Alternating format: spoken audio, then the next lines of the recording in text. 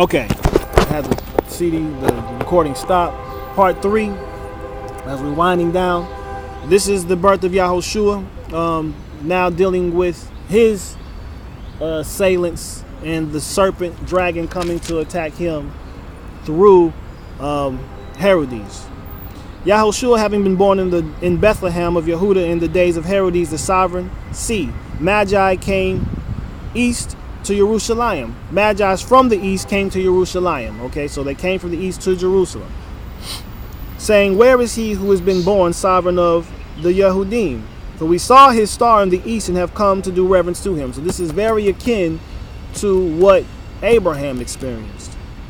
And Herodes the sovereign, having heard, was troubled, and all Jerusalem with him. And having gathered all the chief priests and scribes of the people together, he asked them where the Messiah was to be born. And we just read this. And they said to him, in Bethlehem of Yehudah. For thus it has been written by the prophet, but you, Bethlehem, in the land of Yehudah, you are by no means least among the rulers of Yehudah, for out of you shall come a ruler who shall shepherd my people Israel. Then Herodes, having called the Magi secretly, learned exactly from them what time the star appeared. And having sent to Bethlehem, he said, go and search diligently for the child, and when you have found him, bring back word to me, so that I might go and do reverence to him. And having heard the sovereign, they went and see. Yeah, it's still recording. They went and see the star which they had seen in the east went before them until it came and stood over where the child was. And seeing the star, they rejoiced with exceedingly great joy. And coming into the house, they saw the child with Miriam, his mother, and fell down and did reverence to him. And opening their treasures, they presented to him gifts of gold and frankincense and myrrh. And having been warned in the dream that they should not return to Herodes, they departed for their own country by another way.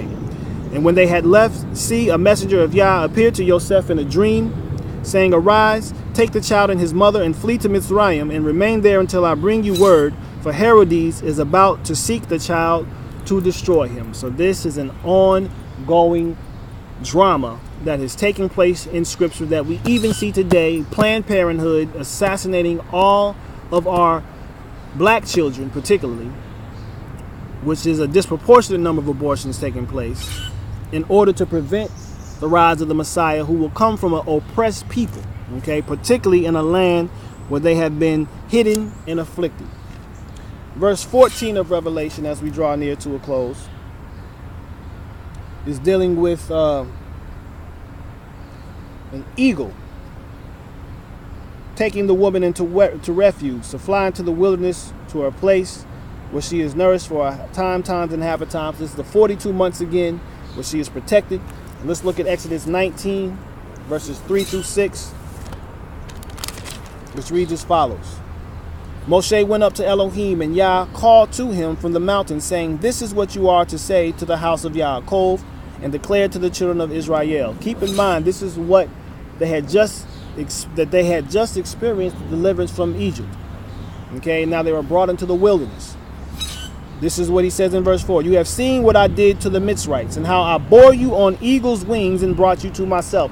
So this is just an allusion and a metaphor of how Yah will protect his people on the wings of eagles. That is all it is about. It is to show how Yah is intent on protecting his people and to gather them under his wings, as an eagle does her chicks, and protects them from the elemental forces around them. Verse 5, and now if you diligently obey my voice and shall guard my covenant, then you shall be my treasured possession above all the peoples, for all the earth is mine, and you shall be to me a reign of priests and a set apart nation. These are the words which you are to speak to the children of Israel. So this is the promise that Israel is given, that if they are to obey his words and to keep his covenant, they will be a treasured nation, a kingdom of priests, and a set apart nation.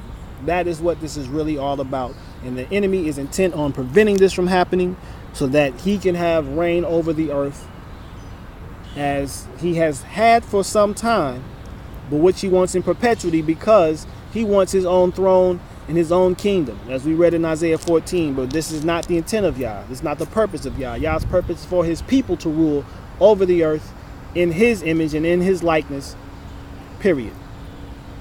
15 and 16, as we come to a close, okay? It says, out of the mouth of the serpent spewed water like a river after the woman, to cause her to be swept away by the river. And the earth helped the woman, and the earth opened its mouth and swallowed up the river which the dragon had spewed out of his mouth. Well, let's look at Genesis 1:2 first and understand what these waters are. These waters are nothing more than primordial chaos and confusion. Genesis 1:2. And the earth came to be formless and empty. As we see it now, it is formless and empty. There's no true shape to it. It is just crazy. It is empty because the souls that are inhabiting the earth right now are also empty and morally bankrupt.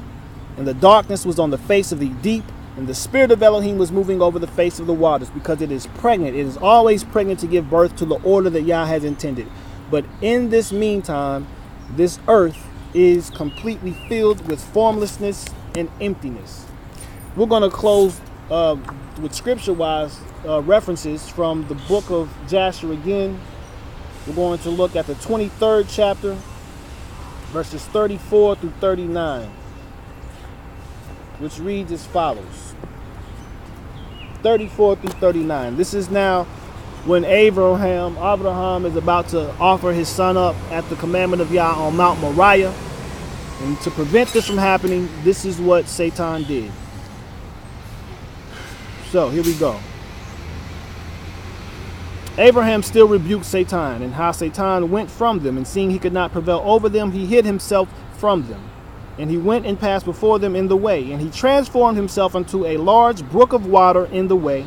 And Abraham and Yitzhak and his 2 young men reached that place, and they saw a brook large and powerful as the mighty waters. And they entered the brook and passed through it, and the waters at first reached their legs. And they went deeper in the brook, and the waters reached up to their necks, and they were all terrified on account of the water. And while they were going over the brook, Abraham recognized that place, and he knew that there was no water there before. And Abraham said to his son Yitzhak, I know this place in which there was no brook nor water. Now therefore it is this Satan, this adversary, who does all this to us, to draw us aside today from the commands of our Elohim. This is what the intent of Satan is, to keep people from observing the commands of the Most High. And Abraham rebuked Satan and said unto him, Yah rebuke you, O Satan, be gone from us, for we go by the commands of our Elohim. Stand firm. And Satan was terrified at the voice of Abraham, and he went away from them, and the place again became dry land as it was at first. So we just read how Satan's intent is to keep Yah's people from observing his commands. So you got all these teachings and all these antinomian, lawless individuals teaching the laws no more, it's done away with, it's been nailed to the cross, etc., etc. Well, guess whose spell you're under? Satan. So we see here in verse 17, the dragon was enraged with the woman and went to fight with the remnant of her seed, those guarding the commands of Elohim and possessing the witness of Yahushua HaMashiach. This is what chapter 12 is all about. The enemy is waging war with those who are keeping the commands of Yah and intent on serving the Father in spirit and in truth. So when we understand that this is the whole drama of this scripture, light against darkness, the children of light against the children of darkness, and that the children of light will ultimately prevail over the children of darkness, then we can start to make clear sense of what this book is really all about. It is simple in its essence. Obedience is the sign of the covenant, and it demonstrates your love of the Father in the name of the Son. Without that, you will have no life. You will be formless and empty. You will be swept away in the waters of the enemy of Satan into the void of formlessness. This woman, Israel, and her intent is to shine the light onto the world, which has been repeatedly tempted to be thwarted by the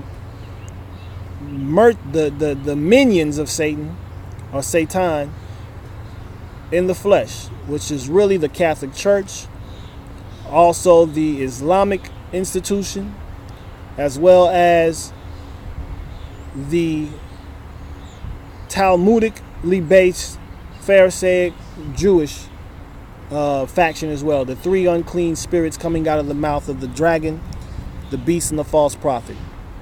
So when we get this understanding, we can start to really know how to walk and who to build with, and how to discern what is what in these days and these times. So I pray that these words have truly been enlightening and insightful, edifying, encouraging, but also challenging you to study more for your salvation's sake. So with that, Yivarechecha Yahuwah vayishmerecha, Ya'ar Yahuwah panav alecha vayichnucha, Yisa Yahuwah panav alecha vayisa lecha. Shalom, one love, peace and blessings. Here we go, we out.